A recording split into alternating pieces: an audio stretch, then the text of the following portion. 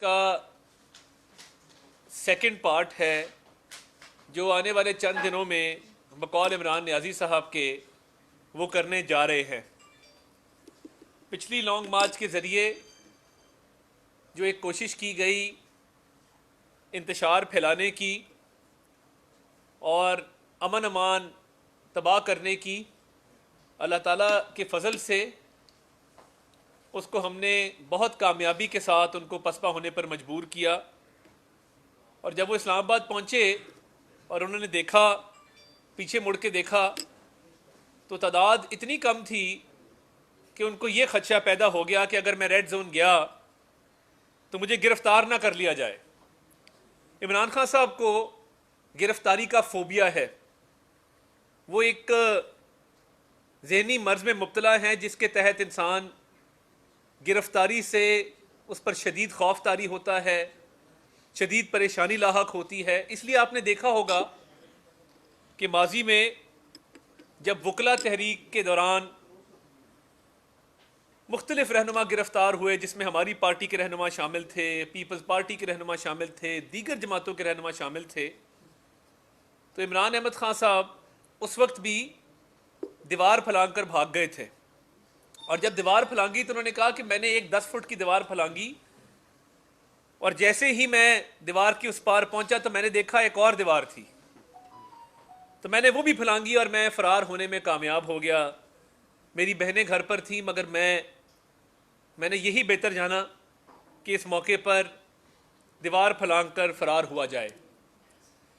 तो आप देखिए कि कभी सियासी स्ट्रगल में लोग जेलें काटते हैं, लोगों को ना हक भी कैदोबंद की सऊलतें बर्दाश्त करना पड़ती हैं, सियासी इंतकाम का सामना भी करना पड़ता है, और ये हमारे सियासी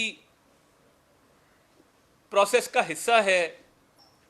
मगर देखिए, वो कहते हैं कि मेरी 22-23 साल की स्ट्रगल है, मगर इस स्ट्रगल में कहीं आपको जेल इसलिए नज़र नहीं आएगी क्योंकि वो शदीद फोबिया का शिकार हैं, और इसीलिए वो पंजाब नहीं आए, वो सिंध नहीं गए, उन्होंने किसी और सूबे का रुख नहीं किया। उन्होंने बेहतर यही जाना कि जहाँ पे उनकी अपनी हुकूमत है, जहाँ पे उनको सरकारी वसाइल पर तहफ़्फ़ुज़ मुयस्सर है और एक आराम व इशरत की ज़िंदगी मुयस्सर है, वो भी सरकारी वसाइल पर, तो उन्होंने बेहतर यही जाना कि मैं पेशावर में पनाह लूँ।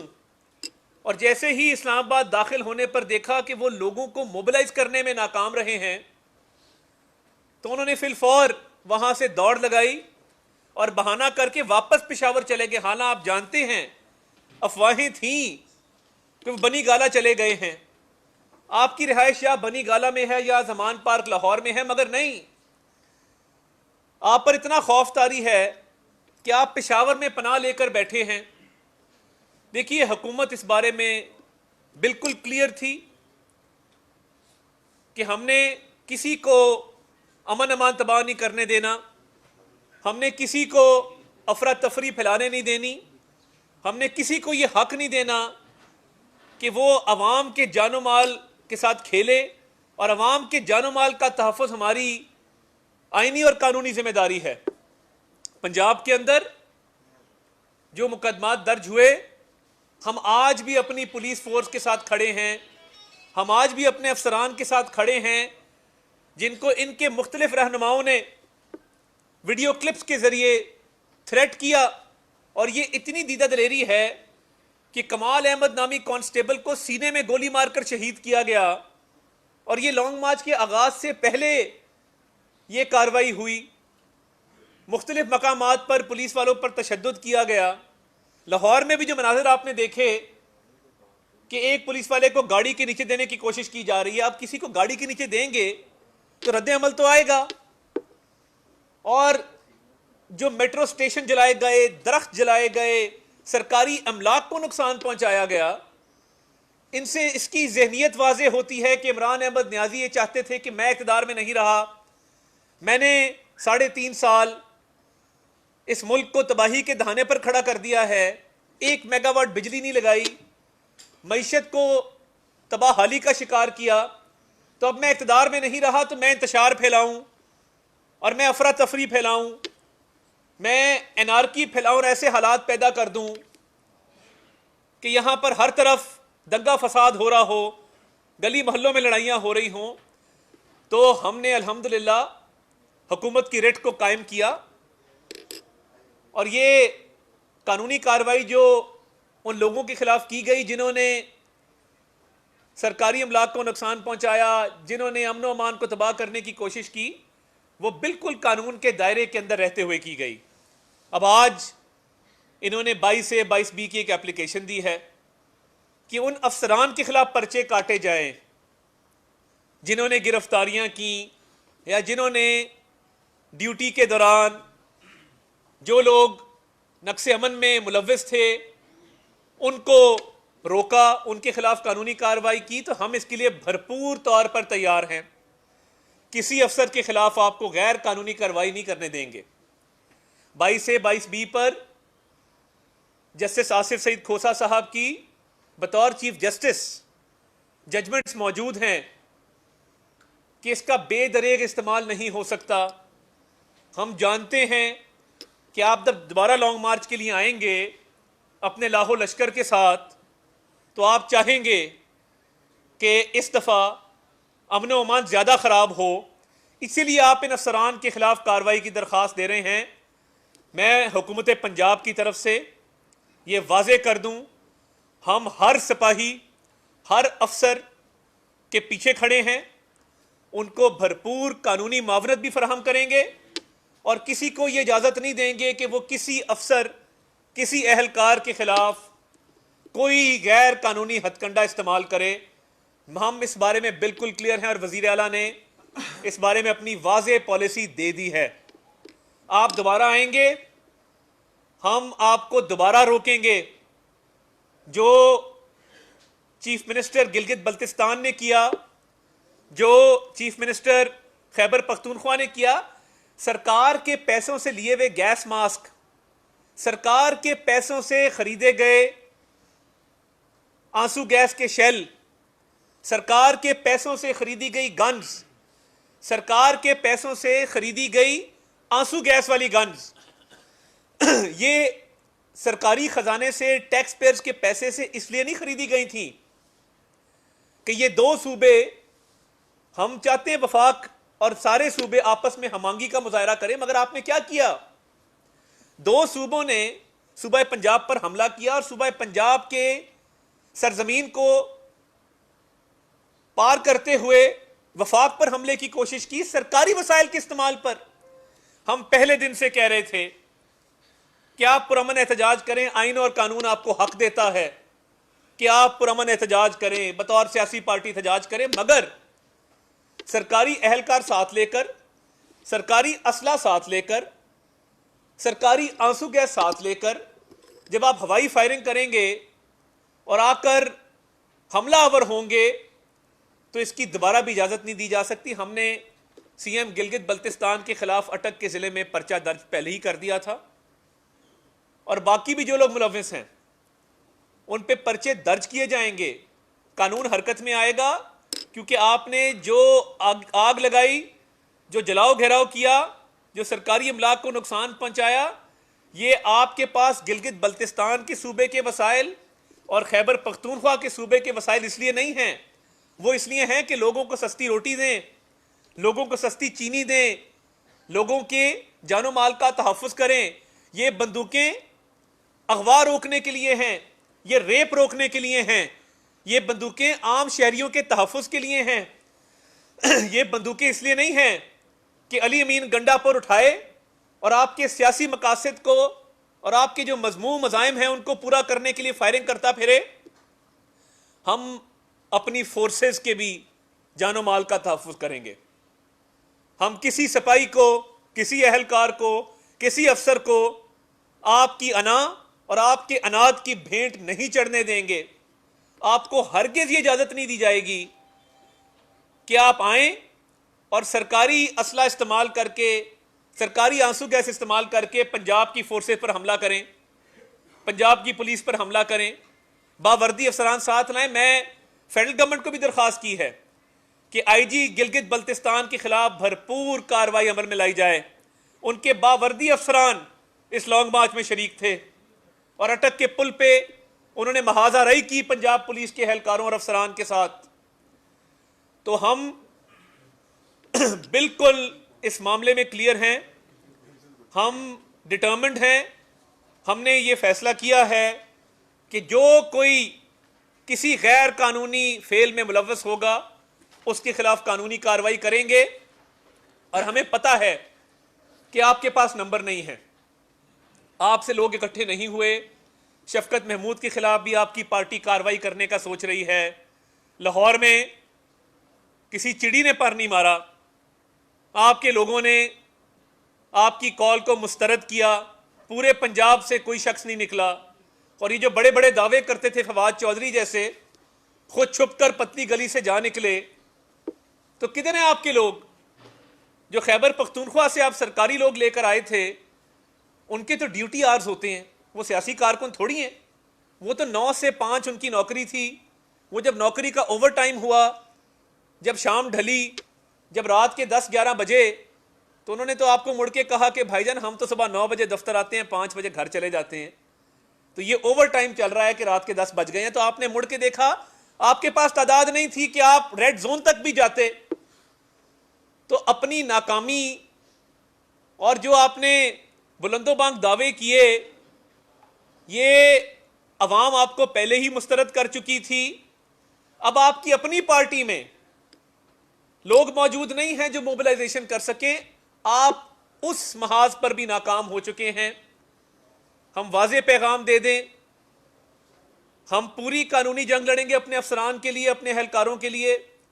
और जो शहीद हुए, एक कांस्टेबल जो लाहौर में शहीद हुआ, कमाल, उसकी फैमिली के साथ हम खड़े हैं और खड़े रहेंगे। और हमने शहदा पैकेज में से उसकी फैमिली के लुक आफ्टर के लिए भी ऐलान किया है। वज़ीर आला खुद गए, मरीम नवाज शरीफ साहिबा गई, फिर सियालकोट के कांस्टेबल के घर गए। कल हमारा वफ्द फैसलाबाद का जो एक कांस्टेबल एक्सीडेंट में शहीद हुआ था, उसके घर कर्नल अयूब गादी और हमारे मकामी रहनुमा वहाँ गए और उधर भी उसकी फैमिली के लुक आफ्टर के लिए और जो बाकी उनके मामलात हैं शहदा पैकेज के, उधर जाकर उसका ऐलान किया। तो हम बिल्कुल इस मामले को ख़राब नहीं होने देंगे, आपको रोकेंगे भी। और जहाँ जहाँ आपके लोग कानून को हाथ में लेंगे, उनके खिलाफ भरपूर कार्रवाई होगी। हमने आज अपने वकला को और जो हमारे एडवोकेट जनरल साहब हैं, प्रोसिक्यूशन सर्विस वाले अफसरान को ये हिदायत की है कि ये जो अफसरान के खिलाफ एप्लीकेशंस आ रही हैं और इसको बतौर एक हिकमत अमली इस्तेमाल किया जा रहा है कि अफसरान के खिलाफ पर्चे दर्ज किए जाएं, इसका भरपूर मुकाबला करेंगे। किसी को आप सरकार की ड्यूटी से नहीं रोक सकते। ये कार्य सरकार में मुदाखलत है। इस मुल्क को आगे चलने दें। आपने जो तबाहकारी की है, इस मुल्क के साथ खिलवाड़ किया है, आप अपने खिलाफ एहतजाज जरूर करें और खैबर पख्तूनख्वा के लेडी रीडिंग हॉस्पिटल के बाहर करें, जहां के हालात इतने मखदूश हैं कि हर रोज बच्चों की डिलीवरियां बाहर हो रही होती हैं। आपने एहतजाज करना है, आप BRT पेशावर के सामने करें जाकर, जिसमें अरबों रुपए के घपले हैं। आपने एहतजाज करना है, आप खैबर पख्तूनख्वा के वजीर आला सेक्रेटेरिएट के सामने करें, जहां पे रोज अरबों रुपए की डीलें होती हैं। आपने एहतजाज करना है, उसके लिए एक पुरफिजा मकाम भी मौजूद है, मालम जब्बा का। आप जाएं और सरकारी हेलीकॉप्टर में मत जाइएगा, वो लोगों के पैसों से आया है। आप सड़क पर सफर करके मालम जब्बा जाएं, बड़ा पुरफिजा मकाम है, वहां जाके एहतजाज करें कि मालम जब्बा का केस अरबों रुपए का क्यों बंद किया गया। और देखिए, उनको बड़ा एतराज़ है, वो बुरा मान जाती हैं जब मैं फराह गोगी कहता हूँ। 6 अरब का उन्होंने मुझे नोटिस भेजा, तो उसके अंदर उनको ये एतराज़ नहीं है कि मैंने करप्शन का इल्ज़ाम लगाया। उन्होंने कहा मेरा नाम फरज शहजादी है, मुझे फराह गोगी कह के क्यों पुकारा। तो फराह गोगी साहिबा, आपके खिलाफ भी पंजाब हुकूमत ने यह फैसला किया है कि कानूनी कार्रवाई अमल में लाई जाएगी और मुकदमात जो हैं उनको तेज़ी से उनके मंतकी अंजाम तक कानून के तकाज़ों को पूरा करते हुए पहुँचाया जाएगा। आपके खान साहब जितने मर्जी लॉन्ग मार्चेस कर लें, जितनी मर्जी एहतजाजी कॉल्स दे दें, लोगों को पता है कि आप में नाअहली भी थी, नालायकी भी थी और आपने करप्शन भी की। तो ये करप्शन बचाओ मार्च अब दोबारा आप कहाँ से लोग लाएंगे ये खुदा ही जानता है। मगर मैं दोहरा दूं कि किसी को कानून हाथ में लेने की इजाज़त नहीं होगी। करप्शन के मुकदमा जो पंजाब में हैं, हम आपके खिलाफ उस पर कानूनी कार्रवाई भी कर रहे हैं और हम अपनी फोर्सेस, अफसरान, अपनी सपा, अपने आईजी के साथ खड़े हैं और इंशाअल्लाह उनकी कानूनी मावनत भी करेंगे।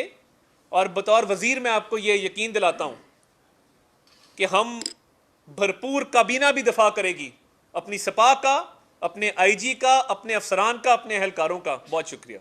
साहब ये बताइएगा कि आपकी बातों में भी लगता है कि आपने भरपूर तैयारी कर ली है सेकंड फेज के लॉन्ग मार्च को रोकने के लिए, लेकिन आपकी जो तैयारी है, जो साबिक वज़ीर आला के खिलाफ केसेस थे जो आपने एंटी करप्शन में एक दरख्वास्त दायर की, वो कहाँ तक पहुँची और बाकी मजीद जो गुजरा के हवाले से है और गवर्नमेंट के हवाले से जो एंटी करप्शन है या नैब है, वो कब हरकतें हैं? बहुत शुक्रिया भट्टी साहब, आपका बड़ा अच्छा सवाल है।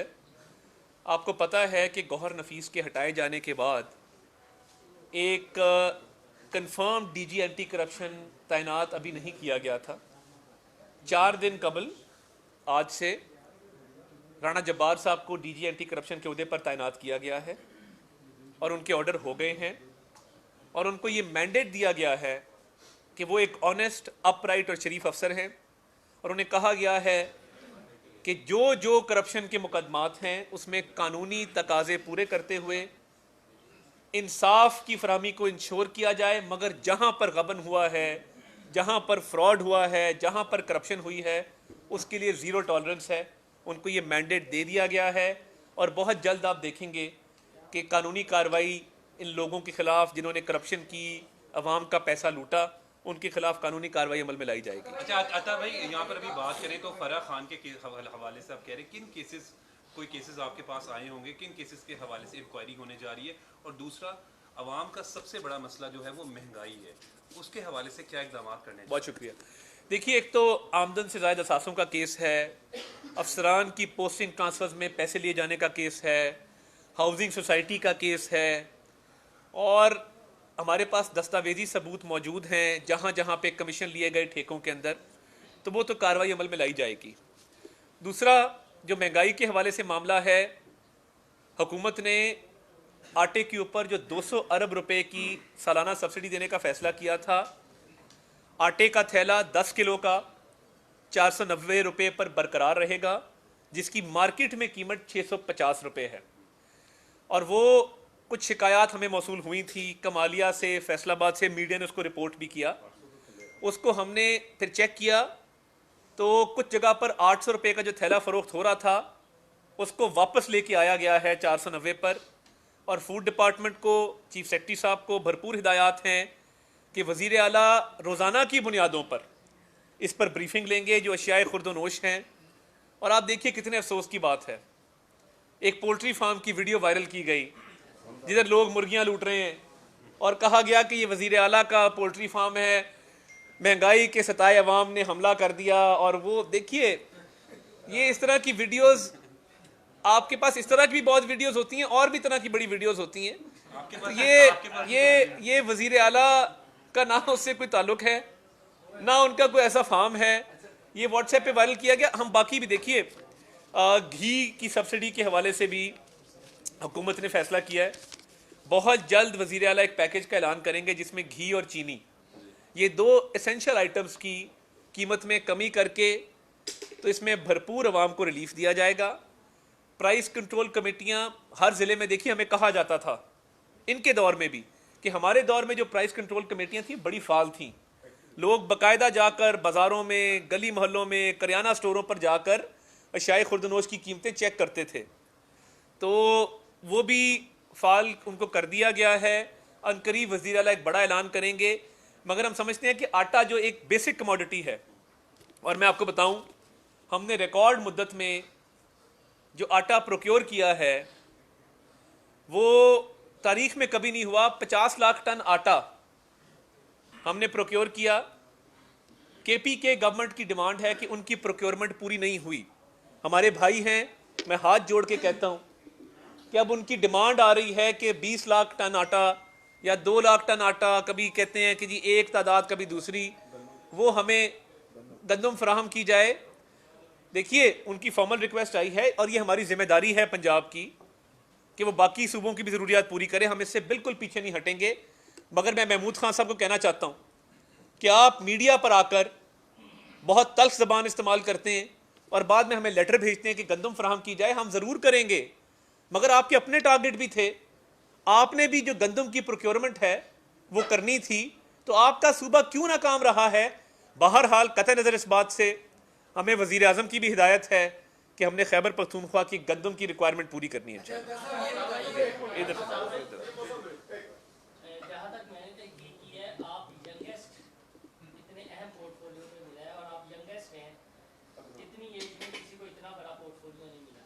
एक तो ये सियासत होती रहेगी लॉन्ग मार्च का जो फेस है, आप ऐसी क्या अपनी वजारत में रिफॉर्म्स करने जा रहे हैं जिसका ताल्लुक आप आवाम से होगा और लोग अतात आर्डर को एज इंटीरियर मिनिस्टर पंजाब याद रखें कि यंगेस्ट वजीर आया था, उसने अपनी वजारत में परफॉर्म किया था। सियासी मामला चलते रहेंगे, कोई रिफॉर्म्स का एजेंडा अगर डिस्कस कल मेरे साथ सरदार अवैस खान लगारी मौजूद थे, तो मैंने उन्हें पूछा, मैंने कहा जी आपने जब हल्फ लिया था तो आपकी उम्र कितनी थी? तो उन्होंने कहा जी मैंने 31 साल की उम्र में हल्फ लिया था, वफाकी वजीर का। तो वो अपनी बात कर रहे थे। बहरहाल मैं देखिए अभी तक पोर्टफोलियोज़ का फैसला इत्तेहादियों की मशावरत के साथ आने वाले दिनों में होगा। मेरा बिल्कुल लॉ एंड ऑर्डर पे फोकस है, लॉ एंड ऑर्डर को हम देखेंगे। ये इब्तदाई जो काबीना का ऐलान किया गया है, इसके बाद सेकंड फेज़ में काबीना की तश्कील मुकम्मल की जाएगी और जब वो मुकम्मल की जाएगी तो पीपल्स पार्टी के साथ बाकी इत्तेहादियों से पूछ कर पोर्टफोलियोज़ जो हैं वो वज़रा को असाइन किए जाएंगे। फ़िलहाल बिल्कुल लॉ एंड ऑर्डर पे फोकस है। और देखिए इसमें बहुत मामलात हैं जिसमें बच्चों और ख़वातीन के ख़िलाफ़ जो तशद्दुद के वाक़यात हैं उसमें 3 साल में इतना इजाफा हुआ है कि मैं आपको बता नहीं सकता। एक नया कॉन्सेप्ट आया है शूटर्स का। गैंग्स बाहर बैठे हैं बैरून मुल्क, 1 लाख या 1.5 लाख रुपए यहाँ पर अदा करके आप बंदा मरवा सकते हैं। ये हकीकत है। और ये बिलाल यासीन साहब के साथ जो हुआ, गुजरांवाला में ये मामलात हो रहे हैं। तो ये गैंग्स बैरून मुल्क से ऑपरेट कर रहे हैं, एक तरजीह ये है। और देखिए रेप का वाक़या जो चूनिया में हुआ, आज भी वज़ीर आला ने उसकी ब्रीफिंग ली है। 13 साल की बच्ची को बाप को उसके सामने बांध के ज़्यादती का निशाना बनाया गया। उस पर मैं कल कसूर जा रहा हूँ और वहाँ मुतलका अफसरान के साथ बैठ के जिस तरह ज़ैनब के केस को हल किया था, हम इंशाल्लाह पूरे कारबंद हैं कि उसको रिजॉल्व करेंगे। इसके बाद रुक जाए, मैं इस पर ज़रा बात हुई है तो मैं ज़रा इस पर अर्ज़ करना चाहता हूँ। जनूबी पंजाब में कच्चे के इलाके में, जो यहाँ पे सहाफ़ी हज़रात जनूबी पंजाब से वो बखूबी जानते हैं कि कच्चे के इलाके में पिछले 3.5-4 साल से एक अमाजगाह बन गई है दहशत गर्दों की, डकैतों की। और वो कच्चे के इलाके से निकल के पूरे पंजाब में ऑपरेशन करते हैं और कत्ल व गारत, डकैती की वारदातें, रेप, ख़वातीन के ख़िलाफ़, बच्चों के ख़िलाफ़ तशद्दुद, तो उसकी भी हिकमत अमली जल्द बनाई जाएगी। ये मेरी तरजीहात में शामिल है। तो इन सारे मामलात को देखते हुए इंशाल्लाह कोशिश करेंगे कि सूबे का अमन अमान बहाल रहे। स्ट्रीट क्राइम एक बहुत बड़ा इशू है कि आप देखते हैं कि आपकी गली मोहल्लों में आए रोज़ किसी की पर्स स्नैचिंग हो गई, किसी का मोबाइल छीन लिया गया, किसी की गाड़ी चोरी कर ली गई। इस पर भी फोकस है। देखिए हम अच्छे अफसरान लेके आए हैं। मैं सलाम पेश करना चाहता हूँ हमारे DIG इन्वेस्टिगेशन लाहौर, जिन्होंने उस बच्चे को बाजियाब करवाया। और वो इनसाइड जॉब थी, वो फैमिली वालों ने ही अगवा किया था। जो उस बच्चे की नानी थी, वो सेकंड फैमिली जो उनकी थी। और उसमें देखिए मैं समझता हूँ कि ये लाहौर पुलिस ने बड़ा अच्छा किरदार अदा किया और DIG इन्वेस्टिगेशन को भी शाबाश है, CCP साहब की टीम को भी शाबाश है। कामरान आदिल साहब ने जो किरदार अदा किया है, यही पुलिस फोर्स का काम है। हम अच्छे अफसरान लगाएंगे तो आपको उसका रिजल्ट नज़र आएगा, वरना 4 दिन TV पे एक इशू चलता है, 5वें दिन किसी को याद भी नहीं होता कि कोई वारदात भी हुई थी। और ये मैं आपसे वादा करता हूँ, और उस मजदूर बाप जिसके सामने उसकी बेटी के साथ ज्यादती की गई चूनिया में, ये हमारी उनसे भी कमिटमेंट है कि हम इस इशू को डाई डाउन नहीं करने देंगे, आपको डेली ब्रीफ किया करेंगे कि ये वाकया हुआ और उसके मुल्ज़िमान को कैफरे किरदार तक पहुंचाना हमारी जिम्मेदारी है। कल कसूर जाके इस पर ब्रीफिंग भी ली जाएगी और तमाम इक़दाम किए जाएंगे। जी अदनान भाई,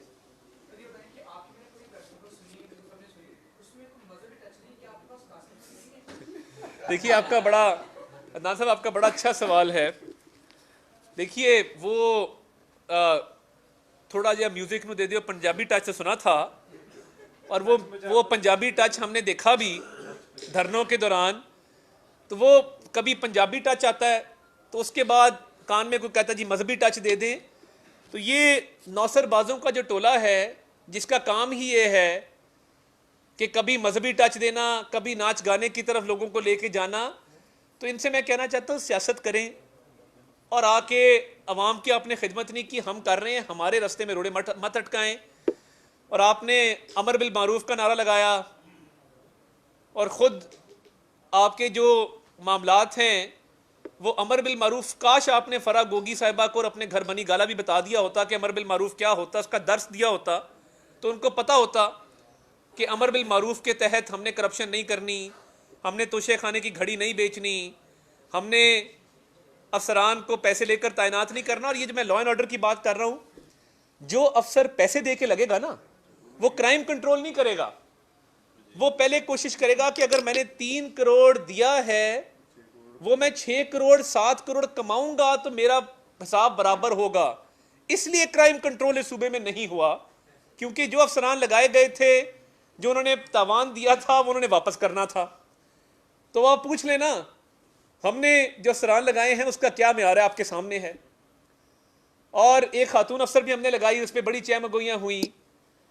देखिए खवातीन को और खवातीन अफसरान को भरपूर नुमाइंदगी दी जाएगी और अगर वो कमांड की पोजीशन पर भी आना चाहें तो ये ओपन मेरिट का सिस्टम है ट्रांसफर पोस्टिंग का। देखिए उस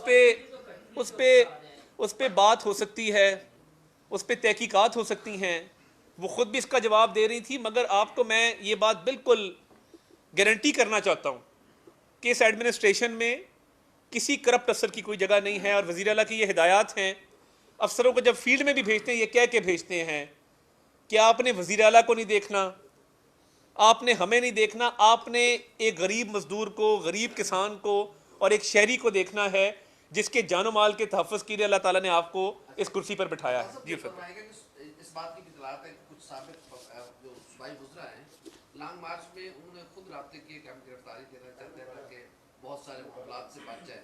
तो इस बात में कितनी सदाकत और कितने लोग हो सकते हैं? देखिए महमूद रशीद साहब ने बड़ी कोशिश की, उन्होंने वो स्टोर दिखाया भी जिधर वो छुपे हुए थे, मैं स्टोर में हूँ, और जब स्टोर का जिक्र किया तो उन्होंने थोड़ी अपनी लोकेशन देखिए। जवाबदेही होती है ना पार्टीज के अंदर कि आपने कितने लोग निकाले। जब आप नाकाम हो जाएं तो फिर आपकी कोशिश होती है कि यार चलो गिरफ्तारी होगी, कोई बंदा पकड़ के मुझे लेके जाएगा। अब अदलीब अब्बास साहिबा ने भरपूर कोशिश की पुलिस वैन में बैठने की, उन्हें उतारा फिर बैठ गई, फिर उतारा फिर बैठ गई। तो अगर उनको सैर व तफरी का शौक है तो हम कोई रेट तय कर देते हैं, जो पेट्रोल के ऊपर थोड़े से और पैसे लेंगे तो पुलिस वैन में लाहौर की उनको सैर करवाना अगर मकसूद है तो वो बिल्कुल उसका इंतजाम किया जा सकता है। जो गश्त पे पुलिस की गाड़ियाँ निकलती हैं, किसी एक में अगर वो सवार होना चाहती हैं तो मोस्ट वेलकम, हम उनसे थोड़ा सा खर्चा लेंगे जो सरकार के ख़जाने में हम जमा कराएंगे। बाकी सैर व तफरी उनका हक है। महमूद रशीद साहब ने खुद गिरफ्तारी दी थी, मैं उसकी तस्दीक करता हूँ।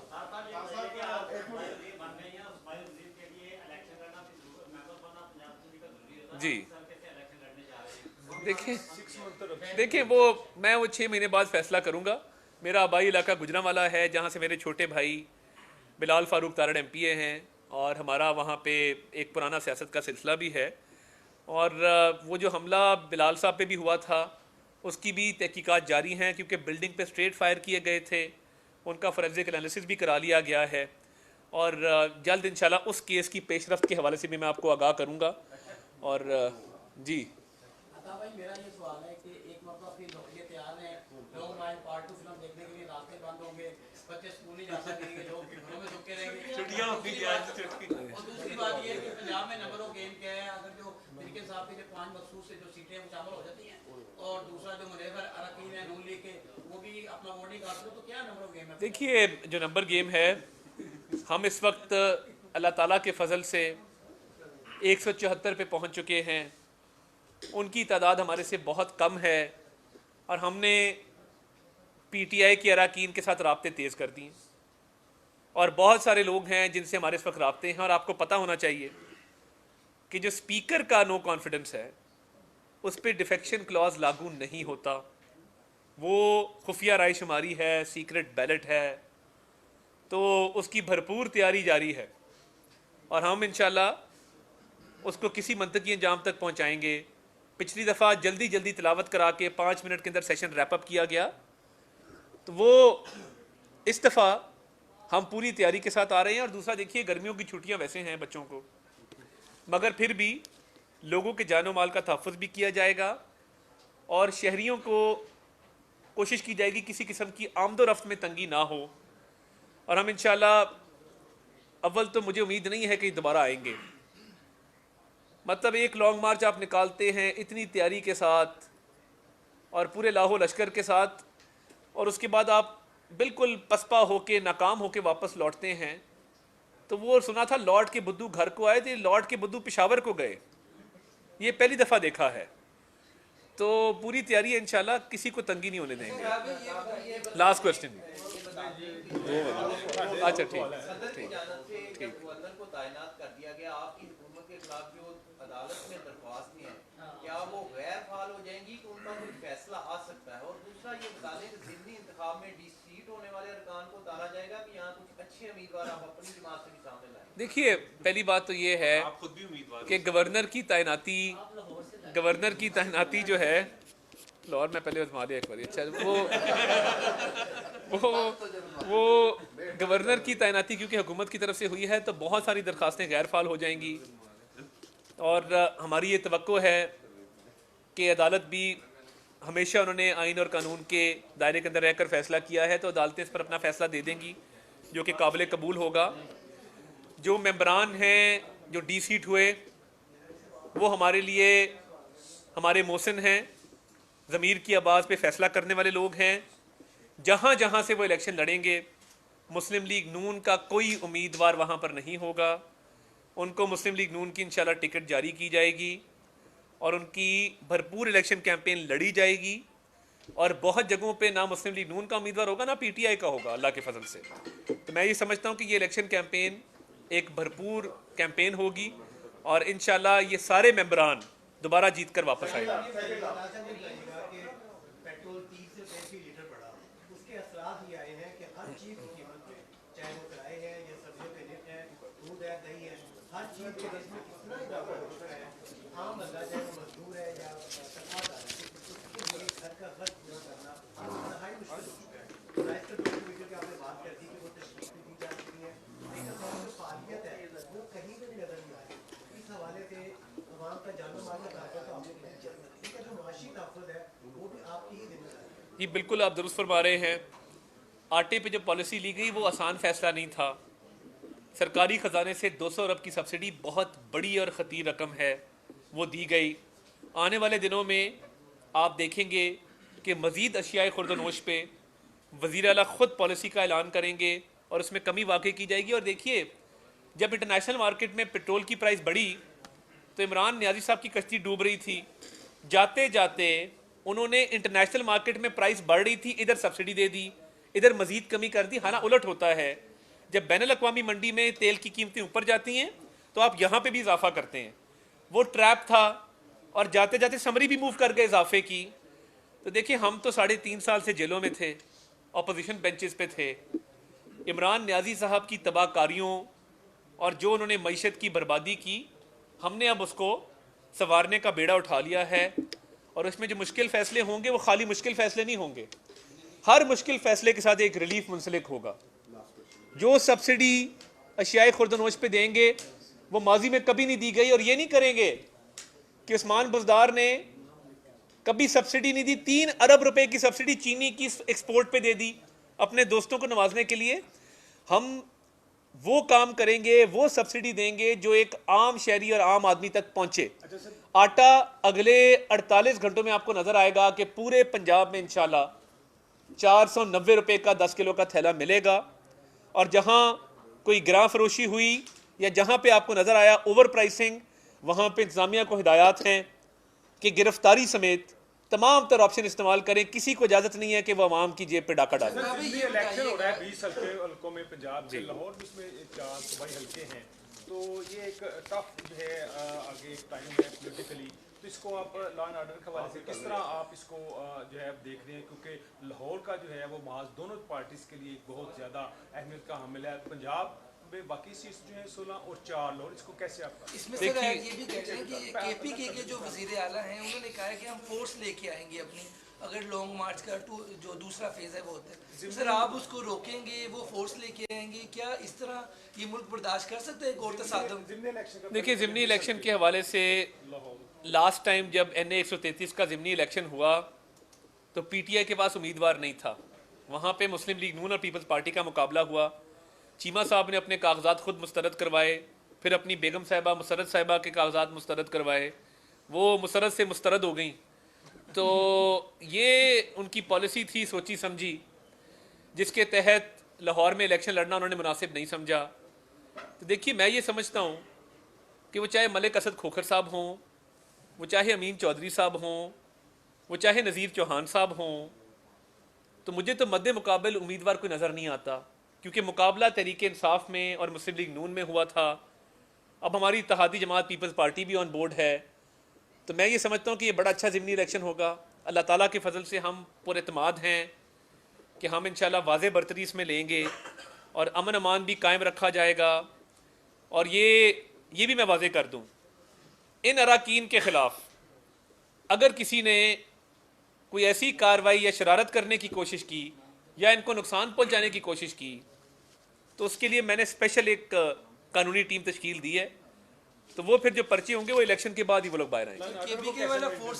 लॉ एंड ऑर्डर के हवाले से लाहौर में बड़ी अच्छी टीम मौजूद है, बहुत अच्छी टीम मौजूद है, और अमन अमान बहाल रखने के लिए, कोड ऑफ कॉन्डक्ट पर अमल दरामद कराने के लिए इलेक्शन कमीशन की जो हिदायत होंगी उन पर मनोन अमल किया जाएगा। और हम कोशिश करेंगे कि तमाम पॉलिटिकल पार्टीज़ इंतज़ामिया पुलिस के साथ बैठ के उस कोड ऑफ कंडक्ट पे इत्तफाक करें। आपका जो सवाल है, IG खैबर पख्तूनख्वा को हम ये पैगाम देना चाहते हैं, आपके अगर मुसल्ला लोगों ने पंजाब पर हमला करने की कोशिश की, आपके ख़िलाफ़ इस्टेब्लिशमेंट डिवीज़न डिसिप्लिनरी एक्शन लेगा और हम इंश्योर करेंगे कि आगे आपके करियर रिकॉर्ड में ज़रूर कुछ रेड फाइलें लगें, और आपने अगर कोई गैर कानूनी हरकत की तो फेडरल गवर्नमेंट ये हक रखती है और हम उनसे दरख्वास्त करेंगे कि आपके ख़िलाफ़ भरपूर कार्रवाई अमल में लाई जाएगी। बहुत बहुत शुक्रिया आपका जी।